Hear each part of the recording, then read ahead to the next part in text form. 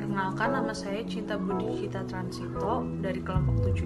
Halo, perkenalkan nama saya Gracia Gata dari kelompok 7. Assalamualaikum warahmatullahi wabarakatuh. Perkenalkan, saya Najma Kamira Alivia dari kelompok 7.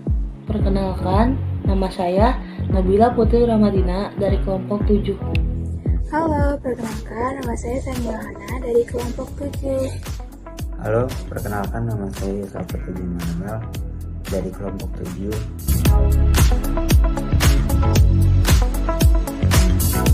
Di sini saya akan menjelaskan tentang pembiakan seksual. Pembiakan seksual dilakukan dengan cara fertilisasi, yaitu pertemuan antara ovum dan sperma menjadi zigot dan berkembang menjadi individu baru. Contoh pembiakan seksual ada dua, yaitu pada tumbuhan dan hewan. Pada tumbuhan, bioteknologi yang digunakan dalam reproduksi seksual adalah rekayasa genetik. Rekayasa genetik adalah proses pemanipulasian genetik agar bibit yang dihasilkan bersifat unggul dan mendapatkan tanaman yang transgenik. Petani memanfaatkan prinsip ini untuk meningkatkan mutu tanaman, dan ini adalah contoh struktur genetik. Saya akan menjelaskan pembiakan seksual pada hewan.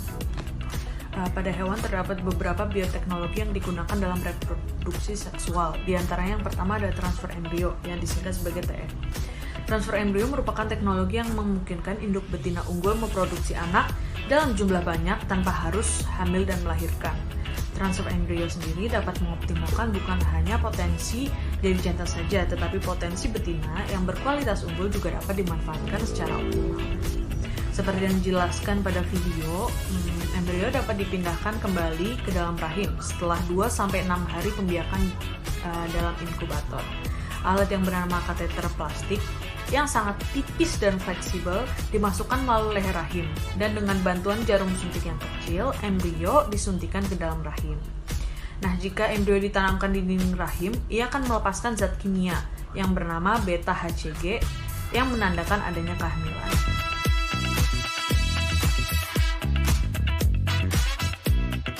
Di sini saya sendiri akan menjelaskan mengenai kriopreservasi embrio.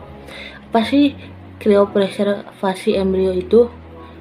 Kriopreservasi merupakan suatu proses penghentian sementara kegiatan metabolisme sel tanpa mematikan sel, di mana proses hidup dapat berlanjut setelah kriopreservasi tersebut dihentikan. Kriopreservasi dapat dilakukan untuk menunggu media yang cocok untuk tumbuhnya zigot. Dengan pengertian lain, kriopreservasi embrio ini itu kayak proses pembukaan embrio dari seorang perempuan dan melibatkan pengambilan sel telur yang kemudian dibuahi secara in vitro. Maksud dibuahi secara in vitro itu sel tersebut dibekukan lalu disimpan dalam nitrogen cair untuk digunakan di masa depan. Inseminasi buatan adalah proses penyuntikan sperma unggul pada rahim betina sehingga menghasilkan janin yang unggul. Kegiatan ini dilakukan untuk meningkatkan mutu.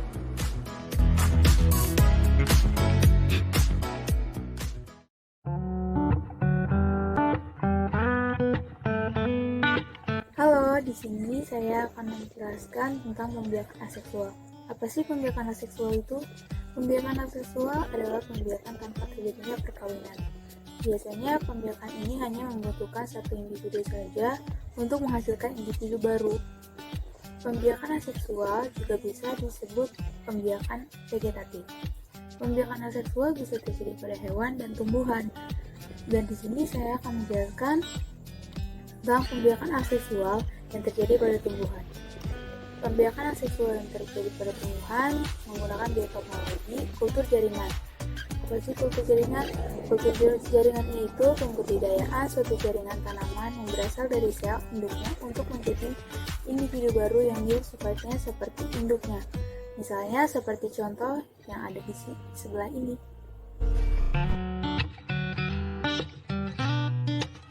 Di sini ada pembiakan aseksual pada hewan. Bioteknologi yang digunakan pada pembiakan aseksual pada hewan adalah cloning.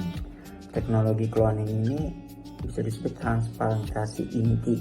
Nah, transplantasi inti itu adalah teknik mencangkokkan inti sel dari suatu individu pada sel telur tanpa inti yang bertujuan untuk membuat organisme duplikat. Nah, contoh dari teknologi cloning itu seperti ini.